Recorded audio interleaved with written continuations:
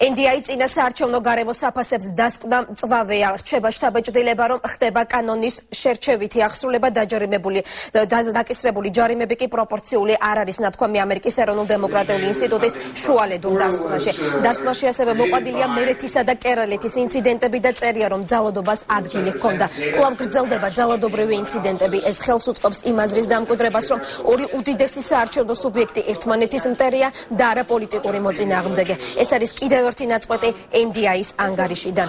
დასკვნა ცოტა ხნის წინ გახდა ცნობილი, მას უკვე გაეცნო ჩვენი კორესპონდენტი გვანცა პაპავაძე, რომელიც ახლა პირდაპირ ეთერში განაგზობს თემაზე საუბარს. გვანცა უფრო კონკრეტულად რა წერია NDI-ის მიერ ახლად გამოქვეყნებულ დასკვნაში. შუალედური ანგარიში სამი ანალიტიკოსისგან შემდგარი სადამკვირვებლო მისიის მიგნებებს ასახავს, რომლებიც 3 აგვისტოდან საარჩევნო გარემოსა და საარჩევნო ადმინისტრაციის მუშაობას აკვირდებოდნენ. ანგარიშის მიხედვით ორ ძირითად საარჩევნო სუბიექტ შორის პოლარიზაცია იმ რიტორიკის შედეგად იზრდება, რომელშიც ოპონენტები ერთის მხრივ საქართველოს სუვერენიტეტისათვის, ხოლო მეორეს მხრივ დემოკრატიულობისათვის ფუნდამენტურ საფრთხეს წარმოაჩენენ. ეს ყველაფერი კი ამძაფრებს საარჩევნო გარემოსადმი უნდობლობას.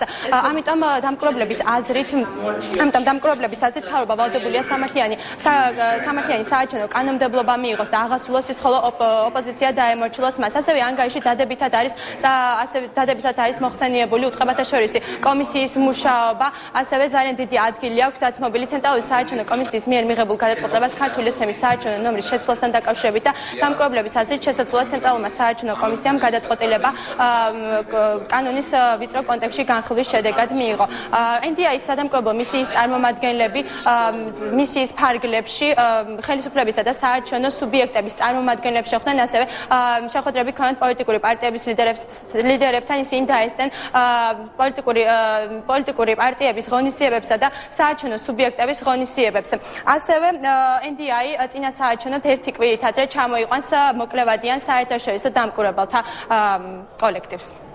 ეს იყო გვანცა პაპავაძე, რომელიც იმ დასკვნაზე საუბრობდა, რომელიც ცოტა ხნის წინ NDI-მ გამოაქვეყნა.